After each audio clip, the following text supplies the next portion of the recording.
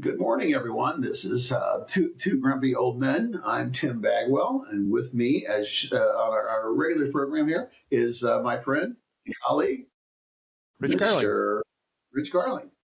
So this is a fine day today, and lots of things going on. Today, we're going to cover three topics. We're going to talk about Alina Habba and all the people like her that Trump seems to be putting forward.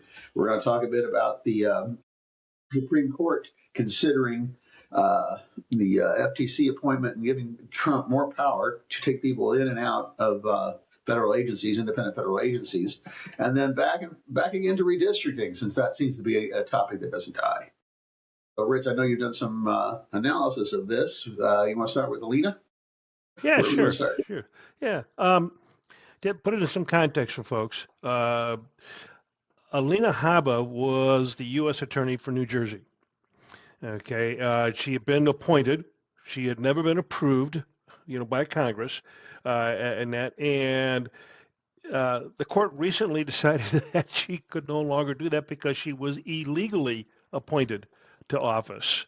Okay, and so I think the question really gets down to is what's his strategy? What's Trump's strategy here with the Department of Justice, and what is he trying to do here? And I mean, to me, it's pretty obvious. He's trying to put loyalists in these positions, and that so that this way here he can go after people he don't like. Okay, and I'm going to put it that way. I won't call them his enemies. I won't call it, because his enemies list changes every day. And he's pissed off at one person or another because of something they said. I mean, eventually I can see him trying to go after us, for what we say about him, and everything. But here's the thing: the court had ruled her appointment unlawful, saying that she served without lawful authority. Despite Trump and Attorney General Pam Bondi's attempt to keep her in place, the courts keep blocking the move. This is not the first one that they've blocked. They've blocked several. So Habba is now going to serve as Bondi's senior advisor. Oh boy! And it underscores really Trump's push to install loyalists in top prosecutorial roles, despite repeated legal defeats. These people are qualified. Right. I think he's using this approach because he can't replace all the judges. He'd love to replace all the judges with sycophants, but he can't do that. So his next step is to do these illegal appointments of the prosecuting attorneys in each of the major districts to try to get around the thing. And basically, I think his strategy is he knows he's not going to win, but he's going to make trouble for his enemies. He's going to cause them to have to spend money and to spend time and to distract them from their lives, because they would like to be working against him instead of having to deal with the court. Yeah, well, it's been his way of keeping his butt out of court the whole time while he wasn't president. And he sees that as being a successful strategy, and everything. And you're right; he knows he's not going to win 2026. I can't say it's a foregone conclusion. It's too early to tell just yet. Boy, I tell you, there's a lot of people that are getting upset with his policies and everything that he's doing out there because he's not addressing, as Marjorie Taylor Greene said, he's not addressing the quote unquote MAGA issues, and that she's trying to portray herself as being the true MAGA person, and Donald Trump is really the traitor to the cause. Right. and of course Trump don't like that, so probably a sure bet he'll go after her eventually. And by the way, you mentioned earlier about the courts, about the judges, and how he'd love to replace them. Well, one of the ways he could do that is if he had people from the Department of Justice in these prosecutorial positions, such as, the prosecutor in New Jersey, and he could go after those judges with trumped up charges. Well, I think he tried doing that in Maryland, right? He was going to sue all the judges in Maryland. I don't know what came of that case. I think it got knocked down. Yeah. And that was another prosecutor who ended up being forced out of there because What was she? She was a real estate lawyer, as I Yes, recall. Lindsay Halligan. Lindsay Halligan. Yeah, Yeah, she looks like she should have her face on a billboard for real estate. Is yeah, yeah. You look at that and you think to yourself, really? And you're going to sit there and try criminal cases, And when she brought that one before uh, Virginia. appeals, uh, uh, oh, God bless it. Now all of a sudden I forget the word. For the jury, the grand jury. Okay, she brought Grand that jury. one case before the Yes. grand jury. The same thing as Habah had done, really. And both cases ended up getting tossed out because these two didn't know what they were doing. Right. Right. You Right. know, yeah. One wonders So if they actually know what they're not doing, so they don't want to completely get into the illegality of what they're doing. yeah, Fail, yeah. as opposed to becoming a criminal. Well, here's the thing: they could all sit there and do this, knowing full well that it's illegal, or questionably legal. Okay, but they figure it this way: Trump will pardon them, so they don't have anything to worry about. Just go for it. Let's see what sticks to the wall. What That's happens? that's a See great what happens. strategy. Yeah. Yeah. Yeah. God, I talk oh about my God. suspending the writ of habeas corpus. They need to suspend the right, the presidential right to pardon. Yeah. See, and here's There's something. here's the thing too that I think the courts and others are worried about, or at least the judges in the lower courts below the Supreme Court are worried about is Trump defying their orders. Because who was it? Was it Lindsey Halligan or was it Habah, where the judges appointed somebody else to take her place, temporarily until one was actually appointed or approved by Congress, and then and Bondi turned around and fired that person and put, I don't remember if it was Halligan or it was Habah, and they basically put them back in place, defying the court, on this whole thing, and the court finally turned around and says, no, you can't do that, and you can't do that. And in the absence of another appoint, well, they're not even going to let them do another appointee. The courts get to decide. They get to nominate the prosecuting attorney. Right. Right. If in the end they can't, in the end they can't appoint somebody, or find somebody to be appointed, uh, Like, right, then the court appoints somebody, yeah, and that, right, right. and I believe that person only stays in the position until Congress finally makes a decision.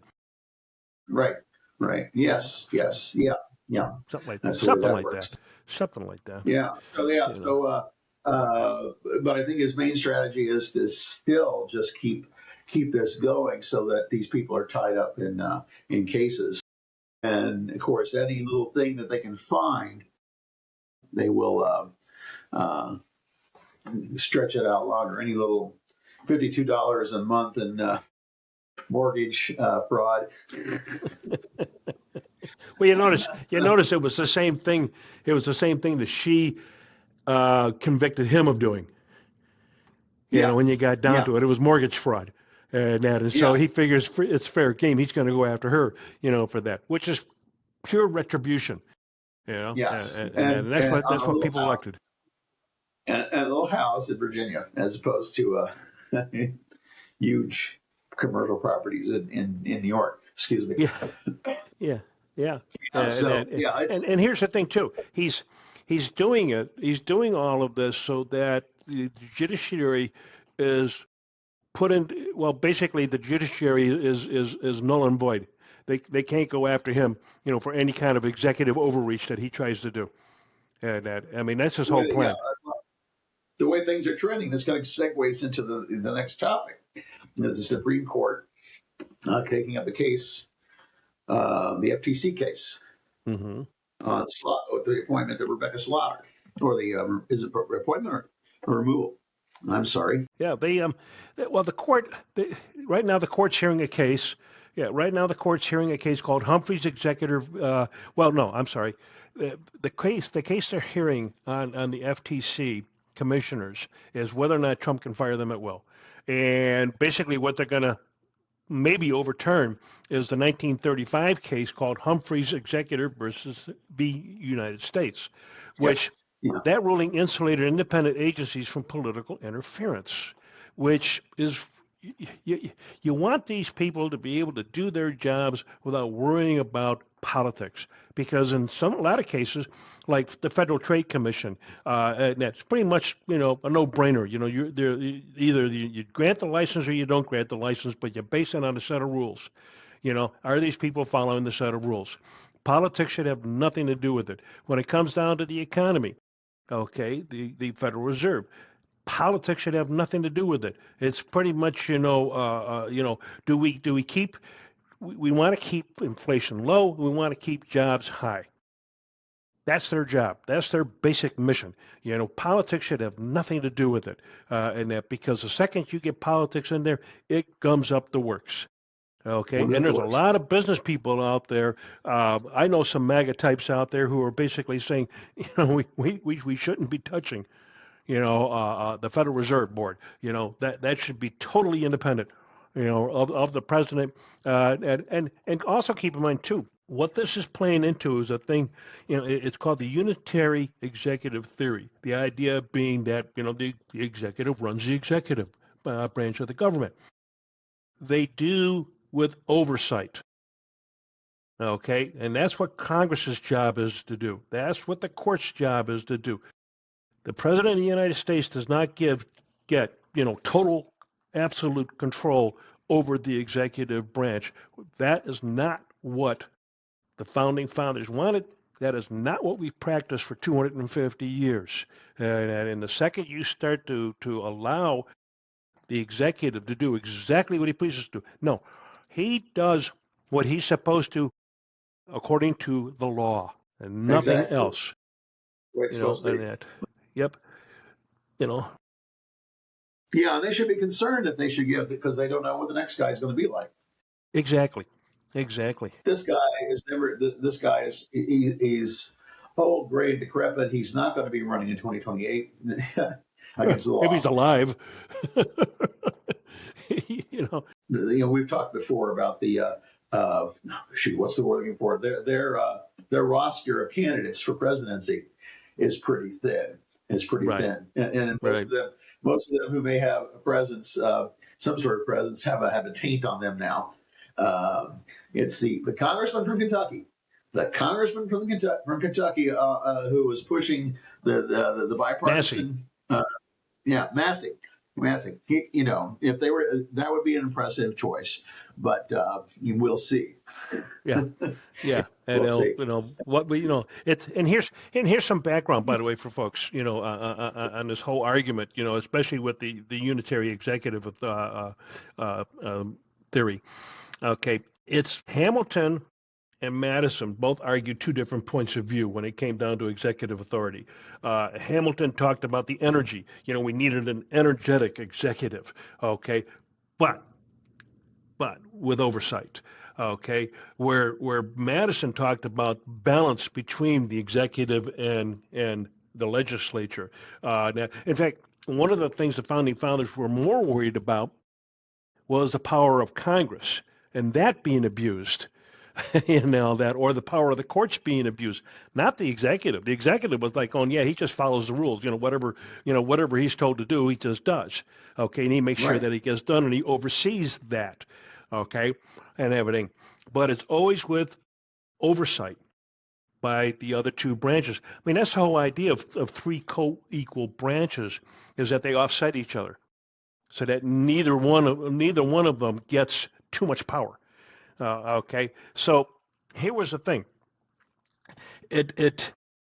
Hamilton called for executive energy. It's being stretched into supremacy by this, unitary executive theory, while Madison's fear of legislative predominance is being flipped. Congress is now too weak, not too strong. All right, Thomas Jefferson, he warned us. It was a letter from Paris while he was there representing the U.S. interest in France. That concentrated power in one office was exactly the danger that we didn't want to see happen. We don't want a monarch. We don't want a king. Okay? And there was a debate in Congress in 1789. It was called the 1789 removal debate. It was when they were first setting up the various departments. So they were setting up Treasury, Department of War, which was what they called the Department of Defense at that time. By the way, folks, just so you know, the Department of Defense got changed just after World War II because they decided that that's what we needed. We weren't, War Department implies that we're going to go to war all the time, where defense is more of, no, we're in a defense posture. We don't need to go to war. That was the idea. At any rate, this debate discussed specifically, the removal of, how do I put this? Removal of these various department heads and whether or not the president could remove them. And it was, some people argued that it's an inherent presidential power under Article 2's vesting clause. That was James Madison and Fisher Ames and John Bunyan, for instance. And it gained majority support, though the wording was contested. And the other one was congressional delegation theory, where Congress must explicitly grant removal authority by statute. And the reason for that particular argument was that Congress basically approved that person being in their position, so that gave them the power to be able to say, whether or not they would be fired, okay, and all that. But that argument didn't prevail. The advice and consent theory, it's kind of a similar argument, really, and all that, but that was rejected. So the president can remove only with Senate approval, mirroring the appointment power. Well, that got rejected. And then the impeachment only one was also rejected because they felt it was impractical, and all that. But in the end, they didn't really decide anything. It was left open. That's why they call it the ambiguity argument, in that, because nothing got decided, and they wanted to leave it to the future, to let those folks decide how they wanted to deal with this. And so right now we're in the middle of that argument once again.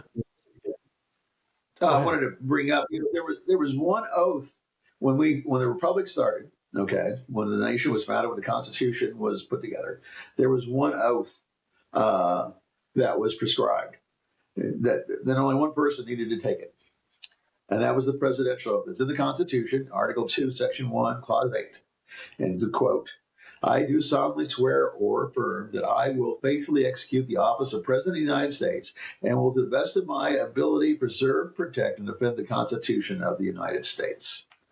And there you go. That was the first oath. No one else was required to take an oath until we get to Lincoln's time, and then the Civil War. But that was I guess their position is, but the Constitution means exactly what Weave says it means, and nothing else. That's Yeah. where we're at now. That's the originalist, yeah. Where the Supreme Court, now that they didn't predict, would be sycophants to a dictator, and now the Constitution means exactly what we say it means, and not what anybody else says it means. And we think that the unitary executive, strongman government with troops in the streets, this is what the Supreme Court, and they sit there in their black robes. I don't understand. That part's really hard to wrap our heads around. It's not hard. They allowed him to appoint all these three justices, making it 6 now, a majority. So, yeah. And with that, so, yeah. Well, here's the thing with that. It's and the danger is, folks, is that what could happen here is that you're basically going to make it so that Congress and the courts are going to be null and void. They don't have any oversight. And I would be surprised if the Supreme Court did that to themselves, and because basically they're going to sit there and go, yeah, we can't do, look at anything that the executive department does. He can do whatever he damn well pleases to. They're assuming that there will be a president that's going to come knocking at their door. Yeah. That their door is never going to get kicked in and be dragged off. Yep, and that's the danger here, and so we'll have to wait. We'll have to wait and see what happens, and that. But hopefully, we the people are going to be the last, defenders of democracy, in this country, exactly. Because obviously the court and the Congress aren't doing shit, and And it's on both sides too, by the way. It's because I don't see the Democrats doing a whole heck of a lot, to defend our Yeah. democracy. They claim they are when they you see these little speeches on Facebook that sit there and go, oh wow, he really walloped him with that speech, and I'm like, yeah, big deal, Yeah.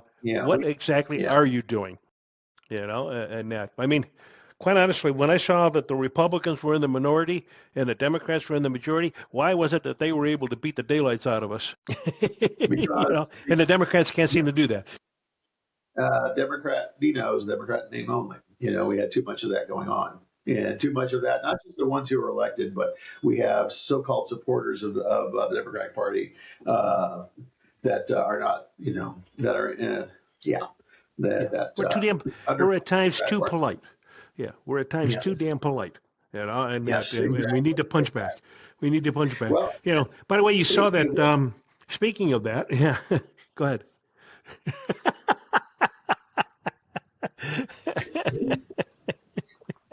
Oh my God. yeah, Yeah, we can, speaking folks. We of, can have a very lively conversation at times here. yeah. Well, my speaking of which, this next topic, because the contentious part, so a few weeks ago, things are in such a flux. So California, it's straight ahead because it was the people's vote, and the Supreme Court's not touching it. Texas, the Supreme Court said it's fine the way it is, and now Texas is redistricted. Oh, Partly to their chagrin. okay. And then we have. Go ahead. Let me interject you for just a second. I'm sorry. Well, first off, I didn't know. When did the Supreme Court say that California, they weren't going to look at California? Because I know the Well, Republicans were suing over that. yeah, they're not, but I think they have to see what the state level first. Yeah. It's not under. Oh, yes, according to Mark Elias. So what they did in Texas, okay, the argument that the Texans put forward to maintain their redistricting is the argument they'd like to use against the Democrats in California. So they, in effect, approved California when they approved Texas, is Yeah. what I see after Okay. Mark Elias. Okay. Yeah, Okay. Because yeah, my yeah. understanding with the Texas decision, well, they actually didn't make a decision. They put off making a decision and told Texas, well, you can continue to do what you're doing, but we're still going to have it go through the courts and we'll Mhm. eventually review it. Well, which of Yeah. course means that by the time they actually review it, well, it's going to be too late to do anything about it. And notice the big difference here too that I always find interesting is that the Texas legislature decided what the districts were going to be, and the people in Not the big. California decided what the districts were going to be. Okay, The, and so they fully it just shows you how much they don't really give a damn what the people think. well, we see that in the small states, like here in Missouri. We got two Democratic seats, right? St. Louis and Kansas City, and they're not touching St. Louis because that's a little bit going too far. So they're trying to take away Kansas City, and so they have to stretch the data in order to do that one seat. Okay, the same thing in Indiana. So they want to get rid of both Indianapolis and Gary as Democratic seats. So they got to stretch the data to make that work for them, and stretch those districts, divide up those cities in order to make it work for them. Well, apparently the And House of Representatives there did that. well, and it's back and forth. I'm confused about the status of it because one of the state senators said no because Trump made fun of people with disabilities, and so I'm not sure of the. So I guess what we're waiting for, has the governor signed off on redistricting in Indiana? I do not Well, know. not yet. No, you're Uh, right. It's the House of Representatives from what I've just read this morning. The House of okay. Representatives there approved it. The state Senate is up for grabs about it because they really don't like the idea. They think it's gonna do what I think it'll do here. Even in Illinois, for instance, it'll dilute the power of the Republicans in Indiana because now all of a sudden you went from a sure red district to a purplish Uh, district because you dived into Indianapolis or you dived into Gary and all that. And the same thing will happen in Missouri, and that where they want to take away the one from Kansas, but that's going to simply dilute their power in the districts that surround Kansas City, and that and make them purple. Okay, same thing would happen if they went into St. Louis, and that oh and well. and the Illinois politicians. I mean, I think Pritzker's about the only one that's pushing to do the Illinois one and all that. But a lot of the legislature in Illinois are like going, no, I don't think so. You know? The thing is that he said if Indiana goes ahead with it, Illinois is going ahead with it. And the problem is with states like, so Maryland has one Republican seat. So, and it's on the Eastern Shore. It's peculiar geography to make this thing stretch. But it sounds like they're willing to do it. With Illinois, the Democratic vote is concentrated almost entirely in the Chicago and the color counties, with little spots out in Rock Island and Madison County, Illinois, and down south here. But it looks like a street. I call it a circuit board. When they do this stringy redistricting, it looks like a circuit board. And what is interesting about that is that if we increase the size of the house as we discussed before, the maps would look more like not a circuit board, a puzzle. They would look like a puzzle and be more because everything with a puzzle. If we're going with the metaphor, the pieces all fit together eventually. But with this drawing of the maps to fit the congressional seats, the congressman, it's a whole different. It's been bad for us. It's been bad. And there was a point. Oh yeah. The thing that they're not talking about is, and it's fairly small, but they also have to work at the congressman's home. The sitting congressman's home has to be worked into the district that he wants, right? We've seen that happen before, They gerrymander a state legislature district, purposely in Illinois. You got to keep in mind, Illinois is the king of gerrymandering when you get down to it, and they had purposely redrawn a line. I believe it was here in Lake County, Illinois. It probably is in other counties too in Illinois, but they redrew the line so that the state representatives was drawn out of the district he was in by one block. You're like going, God. Illinois has, unlike Congress, Illinois has definitive residency requirements for their state Senate and state House seats. You have to be there at least 2 years. Yeah. So you're out. Unless you can, because you can't. Unless you think you can win in your new district, you're SOL. and they've done that. Well, Tim, it looks like. Go ahead. Are we there? Yeah, we're about there. Yeah. But go ahead and finish your thought. Finish your thought. Okay, I'm trying to. If you'd be quiet. They try to do this very same thing with. In my own neck of the woods, they drew Shimkus into another district, and they put his name was also Tim, the guy from Champaign. They drew him out of the district, and they both went crying to their friend in the Democratic Party, and they got their houses put back into the district. That wasn't Gill, was it? No, Gill was fine. No, these were two sitting Congress. Shimkus was drawn out of his district, and then. Oh my gosh, he had a common name, old skinny guy out of Champaign-Urbana. And he actually quit after that anyway. He retired after that gerrymandering anyway, even though his house was put back in to his district, his more solid district. It seems like it's Tim Water or Tim Pat, I don't know. He was also a Tim, I think. Yeah. But I can't replace his name offhand. But but they fixed it for them. And the rumor was that Jerry Costello was the one who they went crying to, and they got the map moved so that they didn't have to move it. And but congressmen could easily move without. They could move their house. They could move their residency with ease. Right. They just have to live in the district once they get elected. Yeah. Yes. So they basically can go hunt for a district, kind of thing, and we've seen that happen. You can conduct a campaign for Congress while living in St. Louis. Oh, I didn't say that. Yeah. Hey, by the way, did you see that Jasmine Crockett is going to run for Senate in Texas? Yeah, that should be interesting. And especially with the Republicans, I guess the Republicans have a very there you go. But basically, the Republicans got a hell of a contest in Texas in their primary. They got like what 5 or 6 people that are running for Senate there, Well, and that. the Attorney General, whatever his, Well, the Attorney General, right? You got Paxton, the Back Attorney then. General, running, and Yeah. that and.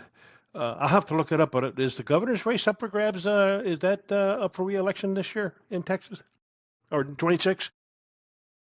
It would make sense that they would be off cycle like Illinois is, because you don't Yeah, want to that's have three true. state. That's true. Yeah. I don't think the Yeah. attorney general and the governor run at the same time. Yeah. Yeah. Okay. Yeah. Hey, well, I think I that's think, it for I think, now. all right. Yeah, I think that's So, it for now. And that it's been good.